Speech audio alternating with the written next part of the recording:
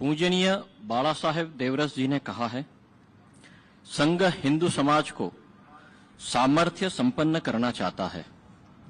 संघ की इच्छा है कि यह सामर्थ्य समाज में स्वाभाविक रीति से सदैव विद्यमान रहे। किसी बाह्य संगठन द्वारा सदैव समाज की रक्षा की जाती रहे, यह उचित नहीं। समाज अपनी हर समस्या का समाधान स्वमेव सदा करता रहे। इसी प्रकार के स्वाभाविक सामर्थ्य का जागरण संघ कर रहा है।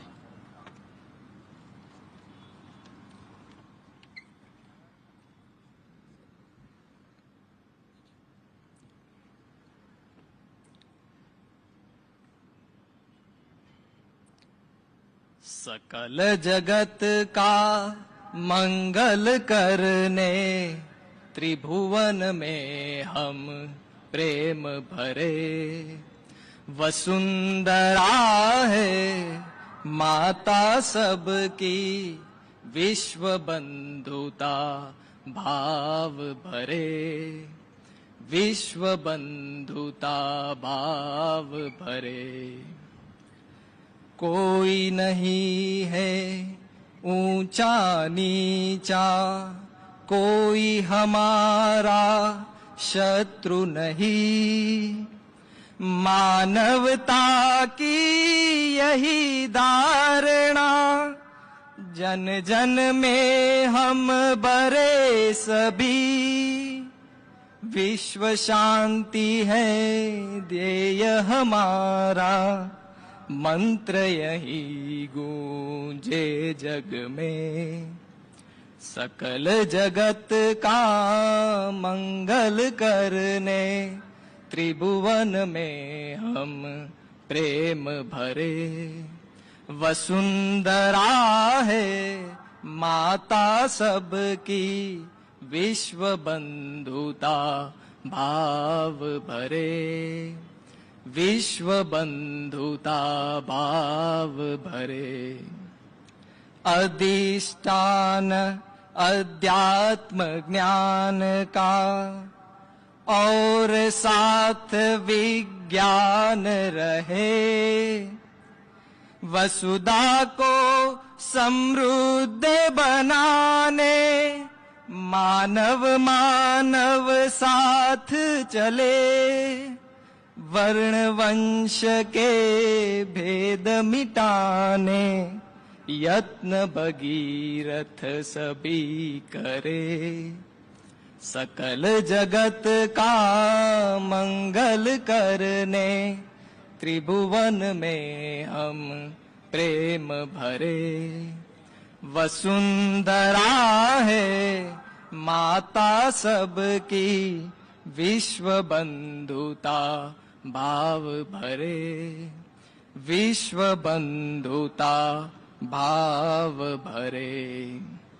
संघर्षों का भीषण स्वर यह आज सभी को दहलाता।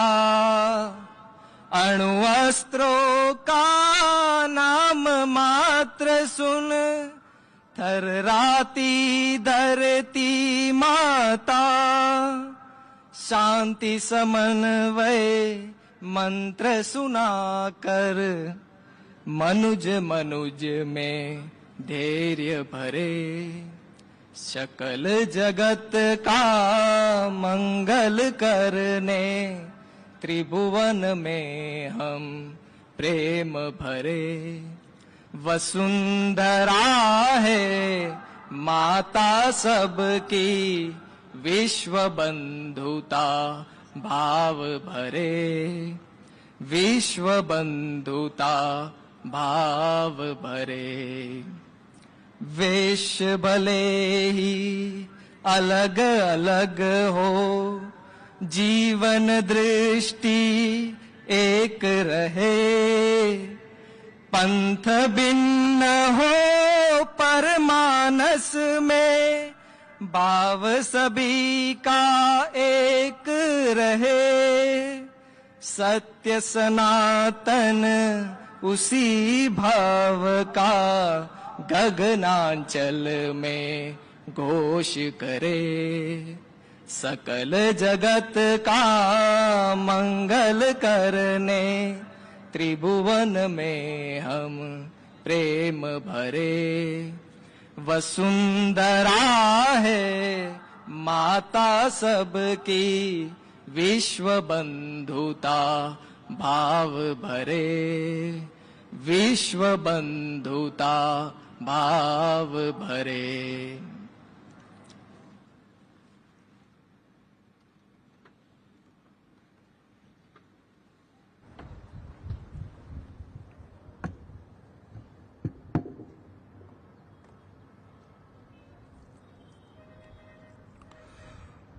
माननीय क्षेत्र संघ चालक जी, माननीय प्रांत संघ चालक जी, माननीय महानगर संघ चालक जी, उपस्थित सभी अन्य अधिकारीगण, नागरिक सज्जन, माता भगिनी एवं आत्मीय स्वयंसेवक बंधु, हम सबके संपूज्य डॉक्टर बाबा साहब आंबेडकर जी का आज जन्मदिन सारे देश में मन रहा है।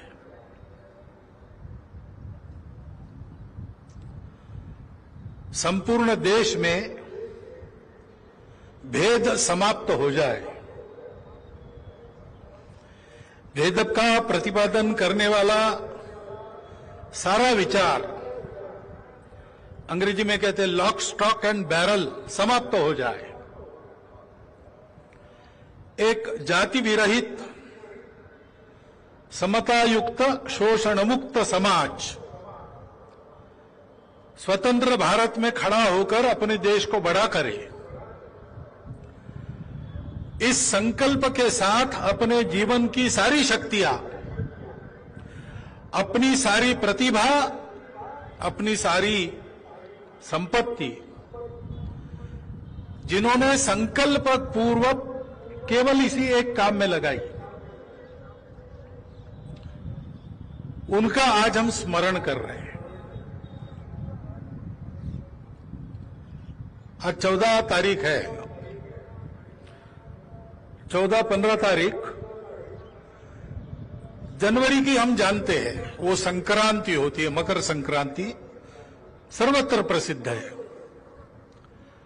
लेकिन सब लोग ये नहीं जानते कि हर महीने की 14 तारीख परिवर्तन की तारीख होती है। सूर्य एक राशि से दूसरे राशि में हर मास की 14 तारीख को जाता है। तो बड़ी संपूर्ण क्रांति लाने वाले मार्ग में आगे बढ़ने का काम प्रतिवर्ष एक एक कदम से होता है। अपने देश को सामर्थ्य संपन्न, परम वैभव संपन्न और संपूर्ण विश्व में सारे विश्व का मार्गदर्शन करने वाला सिरमौर देश बनाने का एक महत् कार्य जिन कदमों से आगे बढ़ा, उसमें ये एक कदम 14 अप्रैल को शुरू हुआ। बड़े बड़े काम होते हैं तब दिखते हैं, लेकिन जब प्रारंभ होता है तब किसी का ध्यान नहीं रहता है। छोटे छोटे हिम के कण लुढ़कने लगते हैं, किसी को ध्यान में नहीं आता, लेकिन लुढ़कते लुढ़कते अपने साथ सारा हिम जमा करते जब वो लेके जाते हैं तो एक बड़ी हिम राशि रास्ते में जो जो कचरा है वो साफ करके एक रास्ता बनाती है। डॉक्टर बाबा साहब आंबेडकर का जन्म एक ऐसी घटना थी, उस समय किसी ने ध्यान नहीं दिया होगा, लेकिन वो कदम जब पूरा हुआ तो क्या परिवर्तन आया वो हम देख रहे हैं। डॉक्टर बाबा साहब तो चले गए, लेकिन वो परिवर्तन अभी आना बाकी है। उस बढ़ते कदम की दिशा में हमको हमारे कदम बढ़ाने हैं, क्योंकि हम यहां पर जो संघ के स्वयंसेवक बैठे हैं हम, और यहां पर हमारे जो नागरिक सज्जन माता भगिनी बैठी है, हम सब अपनी स्वतंत्रता का 75वां वर्ष देख रहे, संपन्न कर रहे। उस स्वतंत्रता में अपने वास्तविक स्व की अभिव्यक्ति प्राप्त करने के लिए तंत्र हमारे हाथ में आया, हमारे प्रयास से हमने हाथ में लिया। इस देश में विदेशी नहीं चाहिए, हमारे अपने हाथ में हमारा राज्य चाहिए। किस लिए चाहिए? इसलिए कि गुलामी में स्वयं की अभिव्यक्ति नहीं हो सकती, स्वतंत्रता में होती है। हम स्वतंत्र हुए, स्वतंत्र बनने के लिए स्वतंत्र हुए। वो हम कहानी सुनते हैं, विक्रमादित्य का राज्याभिषेक, उसको एक ऐसा सिंहासन मिला जिस पर बैठने से छोटा बालक भी अच्छी तरह से न्याय कर सकता था, ऐसा कहानी में है। वो सिंहासन उज्जैनी में, राजधानी में उसने लाया। उस पर बैठूंगा तो सत्य और न्याय नीति का ख्याल रखते हुए अपने राज्य को चलाऊंगा, इसलिए उस पर आरोहण करना है, ऐसा उसने सोचा। सिंहासन तो मिल गया, लेकिन जब उस पर चढ़ने को गया तो सिंहासन की 32 पैड़ियां थी। एक पैड़ी पर पैर रखा पहले ही तो वहां एक पैड़ी के सजावट में एक मूर्ति लगी थी, पुतली, गुड़िया धातु की। वो बोल उठी कि राजा, तुम इस सिंहासन चढ़ने के लिए एक पैर रख रहे हो, लेकिन तुमको पता है क्या इस सिंहासन पर कैसे कैसे लोग बैठे, उनके कैसे गुण थे, उनका कैसा पराक्रम था? तो राजा पूछता है, बताओ। तो वो एक कहानी बताती है और कहती कि सोचो तुम ऐसे हो क्या। राजा सोचता है दिन भर, और दूसरे दिन आता है कि हाँ मैं ऐसा हूं, दूसरी पैड़ी पर पैर रखता है, दूसरी पुतली बोल उठती है। ऐसे 32 कहानियां सुनकर उन 32 निकोषों पर मैं योग्य हूं ऐसा करते हुए फिर वो सिंहासन का आरोहण करता है। उसका नाम अपने देश के इतिहास में, दुनिया के इतिहास में अमर हो जाता है। 15 अगस्त 1947 को हमको स्वातंत्र्य मिला। डॉक्टर बाबा साहब के नेतृत्व में हमने अपना संविधान बनाया। उस संविधान का भारत की संसद में जब लोकार्पण हुआ तो बाबा साहब आंबेडकर ने 2 भाषण किए। वह भाषण हम सब भारतीयों के लिए, जो स्वतंत्रता इतने सारे वीरों के त्याग बलिदान से हमको प्राप्त हुई, हमारे पूर्वजों के कठोर परिश्रम से हमको प्राप्त हुई, उस स्वतंत्रता के लिए स्वयं को योग्य बनाने का पथ प्रदर्शन हमारे लिए है। उसको प्रतिवर्ष 14 अप्रैल को और 6 दिसंबर को हम सबको पढ़ना चाहिए। उसके प्रकाश में हम चल रहे हैं कि नहीं चल रहे, इसका आत्मचिंतन करना चाहिए। इतना वो सारे भाषण पथ प्रदर्शक है। उसमें वो कहते एकता का महत्व। बाबा साहब कहते दोनों भाषणों में 2 बातें आई है, मैं शब्दशाह नहीं बता रहा हूं, भाव बता रहा हूं। वो कहता है कि हमारे देश को किसी परकीय शक्ति ने अपने ताकत के कारण नहीं जीता, आपस के भेदों के कारण आपस में लड़ते हुए हमने उनको चांदी की थाली में अपना देश पेश किया, वरना किसी की हिम्मत नहीं थी हमारी स्वतंत्रता छीन ले। आगे वो कहते हैं आज इस संसद में विभिन्न विचारधाराओं के मानने वाले हम लोग इस संसद में संसद के सदस्य के नाते अपने अलग अलग कैंप्स बनाकर बैठे हैं। प्रजातंत्र का जो रूप हमने स्वीकार किया है उसमें ये होना ही है, परंतु हमको ध्यान रखना पड़ेगा कि मतभेदों के ऊपर हम सब लोगों को देश के लिए एक रहना है। देश के लिए राजनीतिक स्वतंत्रता, आर्थिक स्वतंत्रता का प्रावधान संविधान में किया गया है, परंतु सामाजिक समता के बिना ये आर्थिक और राजनीतिक समता, स्वतंत्रता प्रत्यक्ष में नहीं आएगी। और इसलिए उसका क्या करेंगे, उसको हमको लाना पड़ेगा। समाज के भेदों को मिटाना पड़ेगा। हमारा समाज अलग अलग तबकों का समाज, उसको एक होना है ऐसा नहीं है। हम एक समाज है पहले से। बीच के कालावधि में हमने ही अपने हाथ से ये अलग अलग वर्ग, जाति आदि निर्माण करके उसमें दूरियां बनाई। ये अब मैं कह रहा हूं, विदेशी लोगों ने उसका लाभ लेकर उसको और चौड़ा बनाया।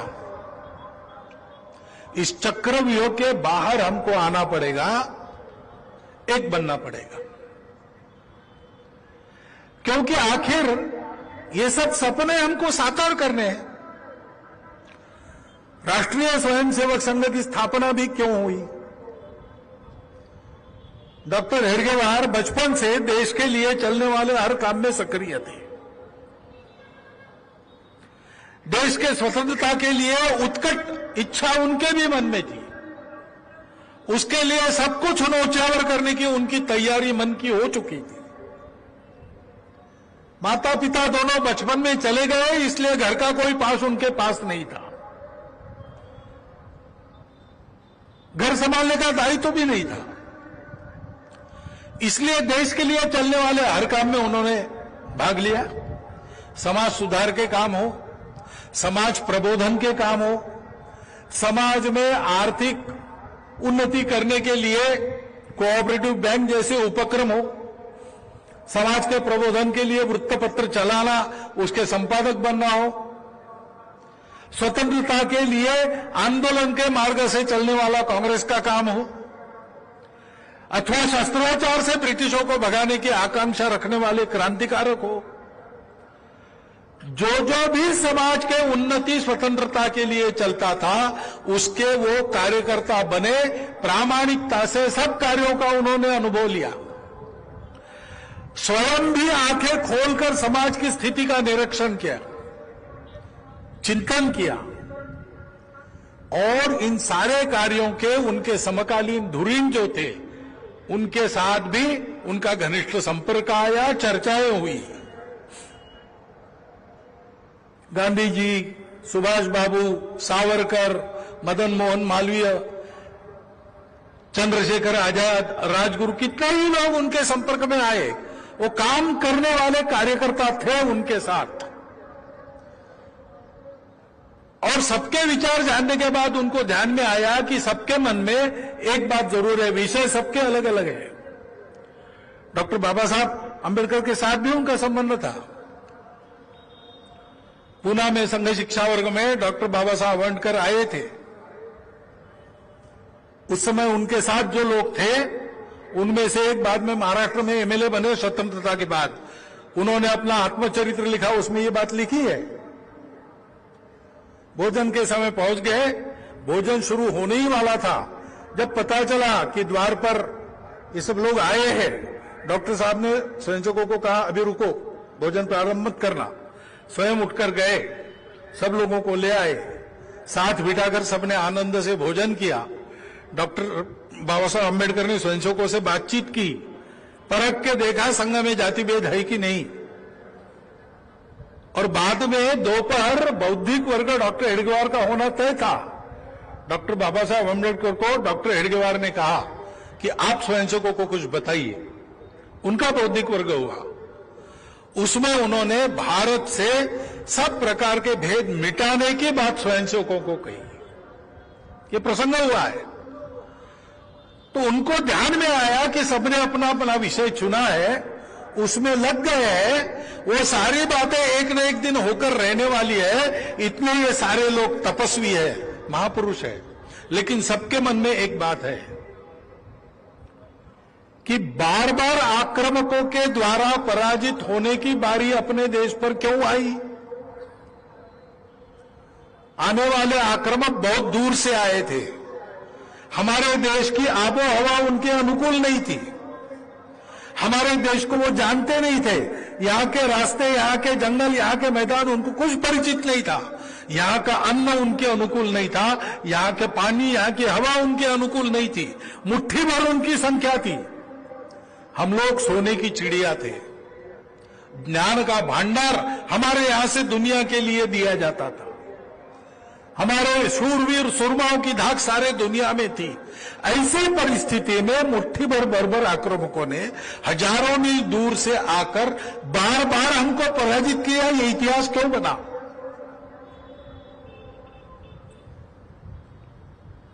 सिकंदर के पहले से उन्हों के आक्रमण से तांता लगा है ब्रिटिशों तक। ये क्यों हुआ है? इसलिए कि हम दुर्बल है। हमारी दुर्बलता के कुछ कारण विद्यमान है। उन कारणों को हटाकर एक सबल समाज जब तक बनाते नहीं, शक्ति संपन्न, तब तक ये बार बार होने वाली बीमारी जाएगी नहीं। इस काम को किसी ने करना चाहिए। हमारे पास समय नहीं है, लेकिन किसी ने करना चाहिए, ऐसा सबको लगता था। और डॉक्टर हेडगेवार को भी ऐसा लगता था। 1911 से 14 वो कलकत्ता में थे। क्रांतिकारकों के संबंध में थे। अनुशीलन समिति के, अंतरंग समिति के सदस्य थे।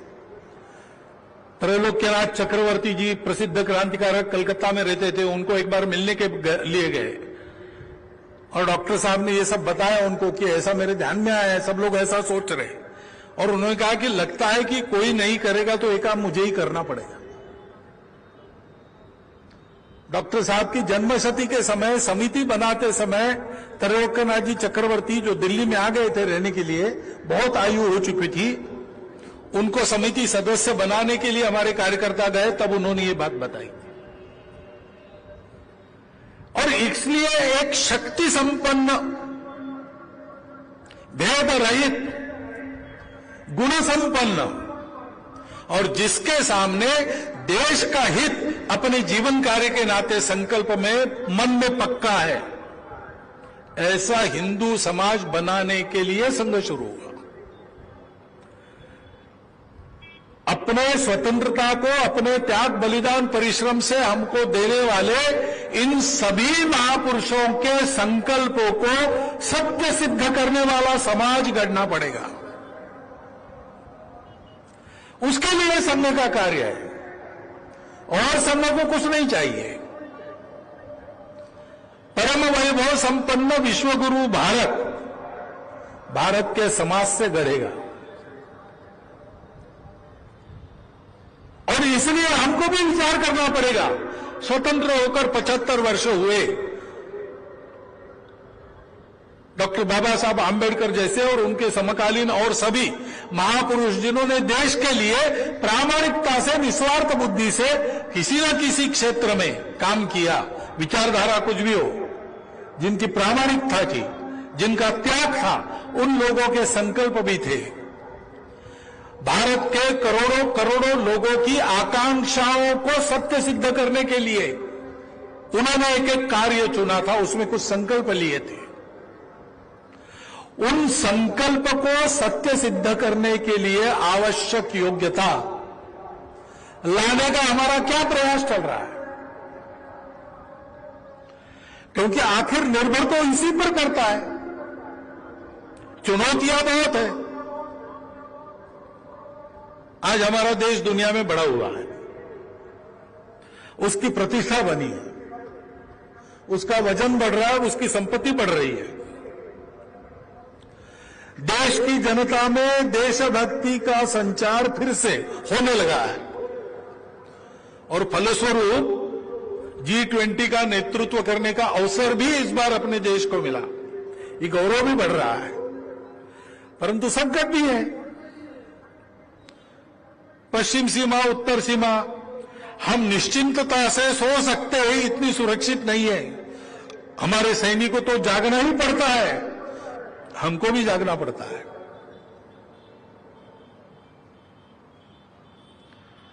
हमारा अपना देश बढ़ रहा है, लेकिन उस देश की कीर्ति को लांछन लगाने का काम भी दुनिया की हित संबंधी शक्तियां छल कपट द्वारा कर रही है।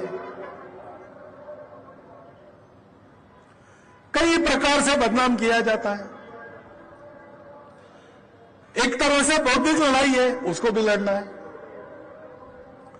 देश आगे बढ़ रहा है आर्थिक दृष्टि से, लेकिन अभी गरीबी पूरी हटी नहीं है। चल रहे हैं, आगे बढ़ रहे हैं, हम बढ़ना है। ये करने के काम है जो अधूरे हैं, हम कर रहे हैं, लेकिन पूरे करने हैं।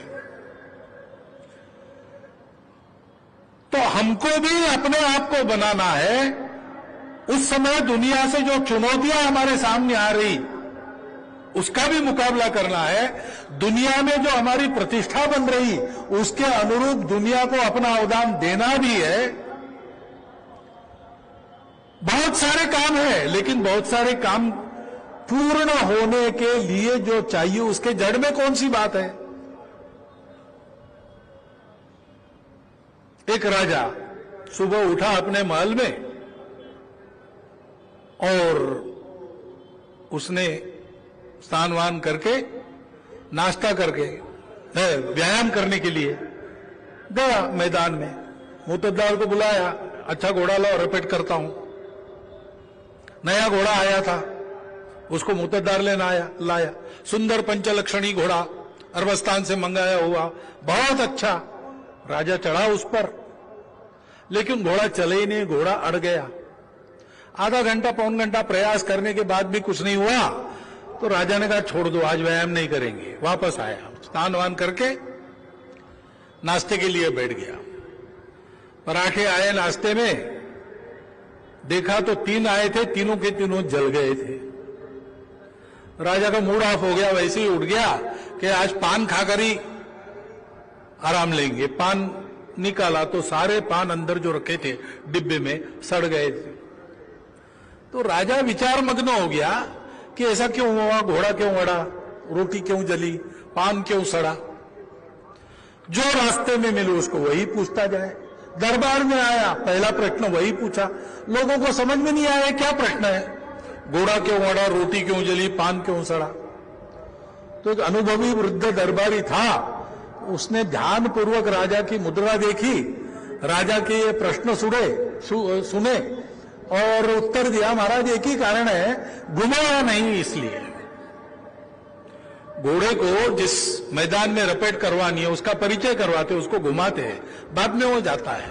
नए ग्राउंड पे एकदम पैर रखने को घोड़ा हिचकिचाता है, और रोटी सेकते समय घुमा ही नहीं, पलटा ही नहीं तो जल जाती है। और पान खाने वाले शौकीन लोग जानते हैं, पानदान में पान बदलने पड़ते, उलट फेर करके रखने पड़ते, नहीं तो सड़ जाते हैं। इसे अपने देश के सामने करने को कुछ है, चुनौतियां कुछ है, ऐसी बहुत सारी बातें हैं, लेकिन मूल में एक ही बात है कि इन सबको कर सकने वाला शक्ति संपन्न, गुण संपन्न, एकता युक्त, समता युक्त और शोषण मुक्त समाज जीवन चाहिए। क्योंकि बड़ा करने वाला देश को तो समाज होता है। देश को बड़ा करने के लिए, देश को, तंत्र को चलाने वाले लोग, प्रजातांत्रिक देश में तो लोगों में से ही आते हैं, जैसे लोग वैसे राज्य करता। सारे अफसर, सारे इंजीनियर, सारे डॉक्टर समाज में से ही आते हैं। उस समाज को गढ़ने का काम करना पड़ेगा। और यह गढ़ना कैसे होता है? तो किसी भी काम के लिए तैयार होना है तो रोज व्यायाम करना पड़ता है, रोज अभ्यास करना पड़ता है। परीक्षा में मेरिट आना है तो भी रोज कोई कुश्ती जीतनी है तो भी रोज अभ्यास व्यायाम करना ही पड़ता है। देश को बड़ा करने का इतना बड़ा काम है तो उसके लिए रोज का व्यायाम कौन सा है? वो एकमात्र व्यायाम संघ की शाखा है। संघ शुरू हुआ तब ये शाखा किसी को समझ में नहीं आती थी। आज भी बहुत समझ में आती है ऐसा नहीं है, लेकिन इस शाखा से कुछ होता है ये तो सबके ध्यान में आ गया है, क्योंकि 98 साल की तपस्या में इस शाखा में ऐसे निकले स्वयंसेवक बहुत कुछ कर रहे हैं। 1,30,000 के ऊपर छोटे बड़े सेवा कार्य बिना सरकार का पैसा लिए समाज के पास जाकर या अपने घर से खर्चा करते हुए अपना समय देकर स्वयंसेवक चला रहे सारे देश में। मिजोरम से लेकर तो कच्छ सीमा तक और कश्मीर से लेकर तो कन्याकुमारी तक सर्वत्र स्वावलंबन के, संस्कार के, शिक्षा के, चिकित्सा के काम इन सेवा कार्यों के द्वारा हो रहे हैं। समाज जीवन के सब अंगों में स्वयंसेवक काम कर रहे हैं।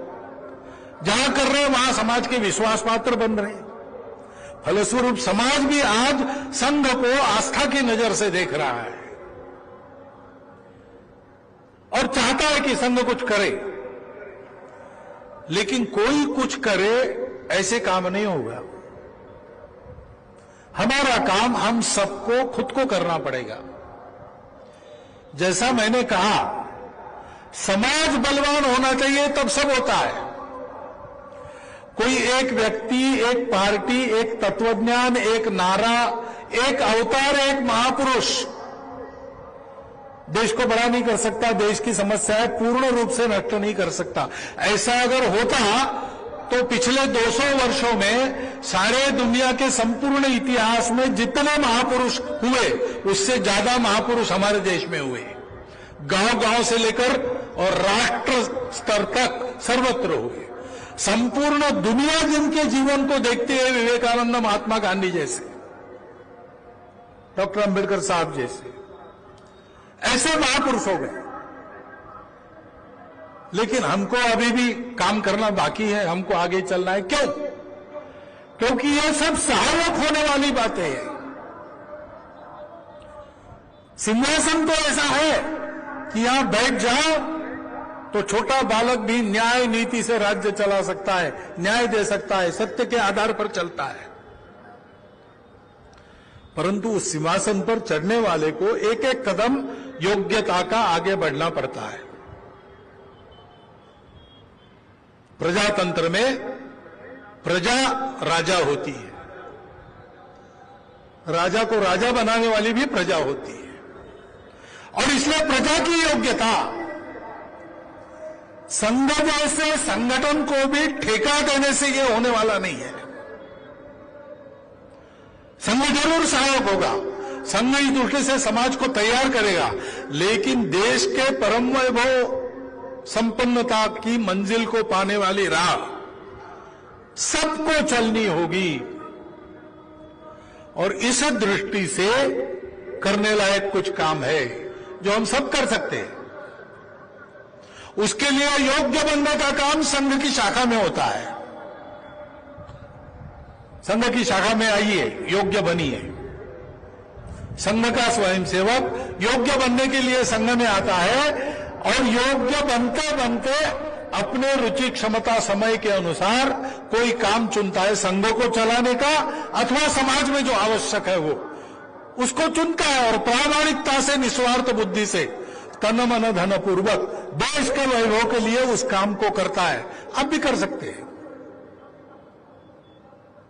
लेकिन मैं जानता हूं सब लोग शाखा में आएंगे ऐसा नहीं है। सब हमारी माता बहनें राष्ट्र सेविका समिति में शाखा में जा सकेगी ऐसा नहीं है, लेकिन सब लोगों को कुछ न कुछ योग्यता तो अपने संस्कारों से, अपने घर से, अपने शिक्षा से मिली ही है। और देश को अच्छा बनाने के लिए ताकत लगाने का प्रामाणिक संकल्प है, बिना किसी स्वार्थ के, बिना किसी मान पद प्रतिष्ठा की आकांक्षा से देश के लिए हम जीना अगर चाहते हैं तो वो संकल्प ही हमारी राह आसान करता है, ऐसा भी होता है। और इसलिए स्वयं सेवकों को सहित सबके करने के कुछ काम है। उसके लिए पहली बात है, उसको मैं शब्द देता हूं, आपको वही शब्द उसी का उपयोग करना चाहिए ऐसा नहीं है। वो शब्द है देश का अर्चन, देश की पूजा, देशभक्ति, देशार्चन। अपना देश भारत देश है, यानी क्या है? केवल एक भूगोल है क्या? अगर भूगोल है तो वो तो बदलता रहता है। हमारे पुराणों में तो देश का वर्णन है, अपने भुजाओं से हिमालय अपने दोनों भुजाओं से पृथ्वी को अपने आलिंगन में ले रहा है, सागर तक भुजाओं को फैलाकर। वो हमारा भारत, वो हमारी मातृभूमि, ऐसा कहा गया है। प्रसिद्ध दूसरा श्लोक हम जानते हैं, हिमालयम समारभ्य यावद हिंदू सरोवरम तम देव निर्मितम देशम हिंदुस्थानम प्रचक्षते। वो हमारा भारत क्या है, कैसा था, कैसा है, उसको हम कैसा बनाएंगे? भारत को जानना, उसकी नदियां, उसके पहाड़, उसके प्रांत, उसकी भाषाएं, उसके लोग, सबको जानना, उसकी परंपराओं को जानना, काल सुसंगत रखना, जो काल बाह्य है, विपरीत है, उसको छोड़ना। और ऐसे भारत का बनना, स्वयं को भारत बनाना। स्वयं को भारत बनाना क्या होता है? हम हैं भारत। लेकिन आपको पूछे अगर कोई आकर आप कौन हो, तो आप भारत नहीं बताते, आप अपनी भाषा बताते हैं, आप अपना प्रांत बताते हैं, आप अपनी जाति बताते हैं। सामान्य ऐसे ही है। हमारे देश को आक्रमण का सामना कभी करना नहीं पड़ा। ऐसे समय में हम सबको मानव मानते थे, इसलिए आप कौन हो ऐसे पूछा तो हम कहां के रहने वाले हैं, हमारा देश कौन सा है, हमारा समाज, हमारी संस्कृति, ये नहीं बताते थे। क्योंकि हम मानते थे सब लोग मानव है, सब लोग वसुधैव कुटुंबकम, पृथ्वी के रहने वाले हैं, जिनका स्वदेश भुवनत्रय है, ऐसे हम सब लोग हैं। और इसलिए बताना क्या है विशेषता? तो भाई मैं इसकी पूजा करता हूं, उसकी पूजा करता हूं, मैं ये भाषा बोलता हूं, वो भाषा बोलता हूं, मेरा गोत्र ऐसा है, वैसा है, मेरी जाति है, वो है। लेकिन ये विविधताएं हमारे भेद बन गई।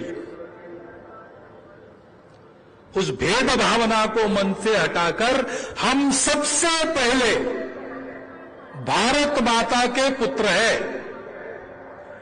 उसकी जो सनातन प्राचीन परंपरा है, जिसमें अनेक पूजाएं हैं, अनेक मतपंथ संप्रदाय है, अनेक जात पात है, जाएगी, लेकिन आज है।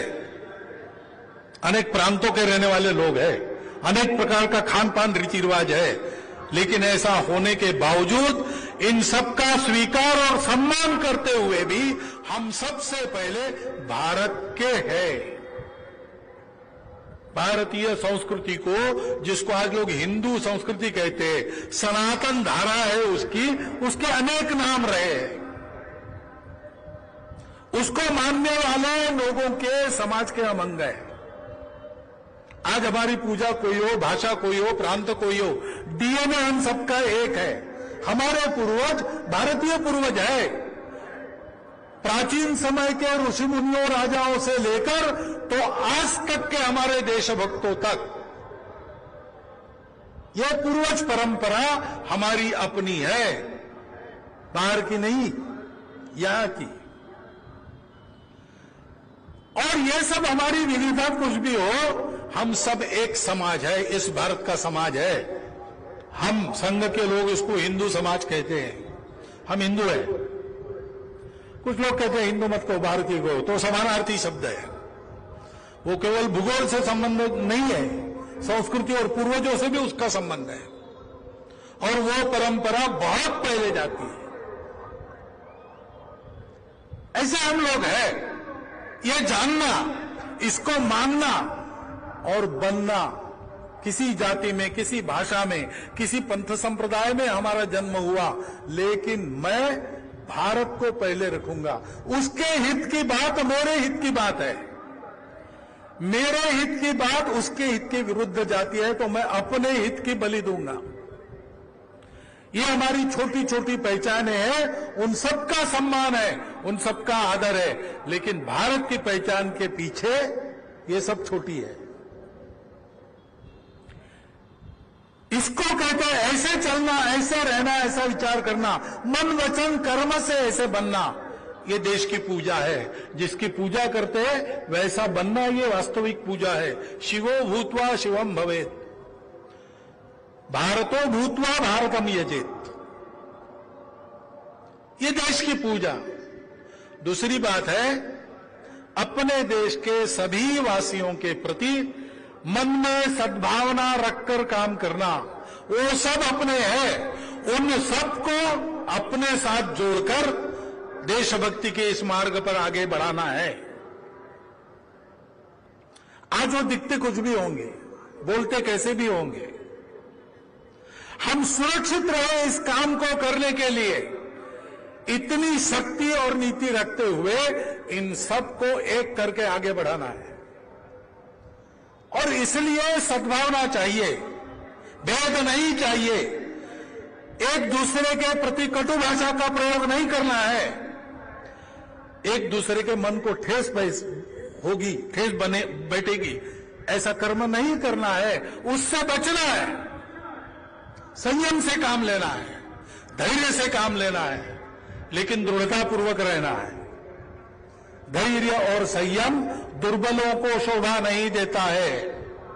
शक्ति संपन्न का भूषण है क्षमा, और इसलिए शक्ति संपन्न बनना अपनी एकता के बल पर।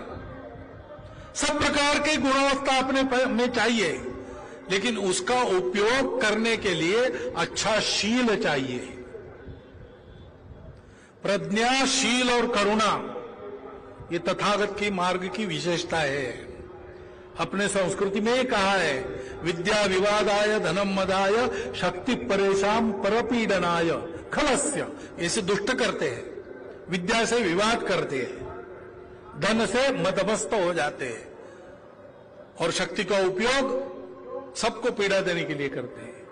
लेकिन साधु सज्जन जो है उनका अलग रहता है। ज्ञानाय दानाय च रक्षणाय, विद्या का उपयोग ज्ञान देने के लिए, धन का उपयोग दान करने के लिए, और शक्ति दुर्बलों के रक्षा के लिए। दुर्बलों की, अन्याय पीड़ितों की गुंडागर्दी से रक्षा करते हुए सबके प्रति सद्भावना रखकर चलना, सबको उस सद्भावना से जोड़ना, सबको उस सद्भावना के पथ पर देश के लिए प्रेरित करना। तीसरी बात है ऋण मोचन। हम अपने देश के कारण है, भारत की प्रतिष्ठा बढ़ी तो भारतीयों की प्रतिष्ठा बढ़ी। हमारा सब कुछ अपने देश ने दिया है, समाज ने दिया है, हमारी सनातन परंपरा संस्कृति ने दिया है। हम जो कुछ है उसके कारण है, उसके कारण हमारी शक्ति है, हमारे संस्कार है, हमारी पहचान है, हमारा स्थान है, हमारा रोजगार है। सब कुछ हमारे देश की स्थिति के कारण हमारा ठीक है। हमने उससे लिया है, उसको वापस करने के लिए हम कमा रहे हैं।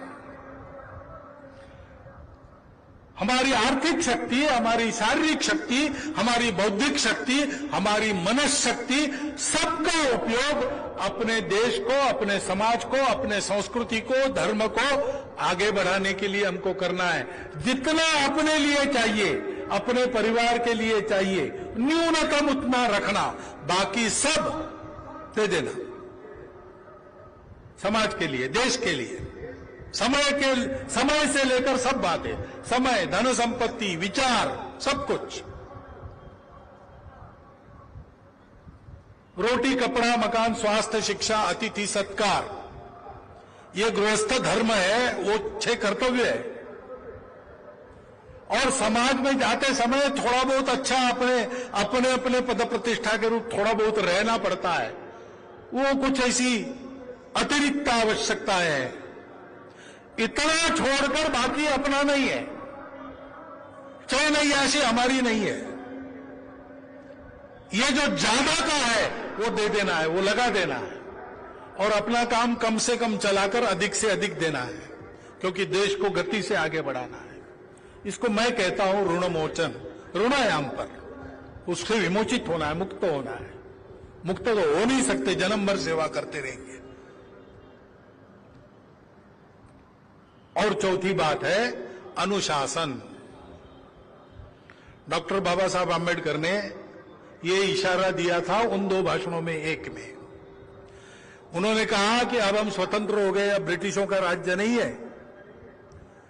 जब हम स्वतंत्र नहीं थे, सारा दोष उन पर मढ़कर हम आंदोलन करते थे, सत्याग्रह करते थे, हम पत्थर मारते थे, आगजनी वगैरह भी होती थी, परकियों के खिलाफ संघर्ष था।